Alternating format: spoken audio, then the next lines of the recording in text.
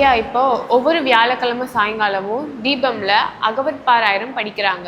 அதை பத்தி நீங்க என்ன நினைக்கிறீங்க? பொதுவாக ஒவ்வொரு கிழமைக்கும் ஒவ்வொரு தனி சிறப்புகள் உண்டு. வள்ளலார் தன்னுடைய அறநிலைகளை துவக்கிய போது, சங்கம் துவக்கிய போதும் அந்த குருவாரத்தில் தான் துவக்கிறார். தர்மசாலையை துவக்கியதும் குருவாரத்தில் தான். ஞான சபையை துவக்கி ஜோதி காட்ட துவங்கியதும் குருவாரத்தில் தான். அகவலை எழுதியதும் குருவாரத்தில் தான். என்ன குருவாரத்தினுடைய சிறப்பு என்றால், இப்போ கூட பாருங்க, ஆண்டுக்கு ஒரு முறை குரு பயிற்சி வரும். கோளாலே பிறவையற்றும் கொடும் செயல்களாலே வேற்றாலே எஞ்ஞான்றும் அழியாதே விளங்கும் மெய்யளிக்க வேண்டும் என்றேன் விரைந்து எனக்கு அளித்தார் அப்படின்னு சொல்லுவார். அதனால சாமி சொல்றார், கோளாலே பிறவையற்றும் கொடும் செயல்களாலே வேற்றாலே எஞ்ஞான்றும் அழியாதே விளங்கும் மெய்யளிக்க வேண்டும் என்றேன். அப்படியேற்பட்ட உடம்பு எனக்கு கொடுனார், இறைவன் கொடுத்தார். அந்த சிறப்பு என்னன்னு சொன்னாக்கா, 6000க்கு பாடல்களை வள்ளல் பெருமான் அருட்பாவாக செய்தார். அதில் அதிசிறப்பாக இருக்கக்கூடியது அகவல். ஒரே இரவலை எழுதி முடித்தார்.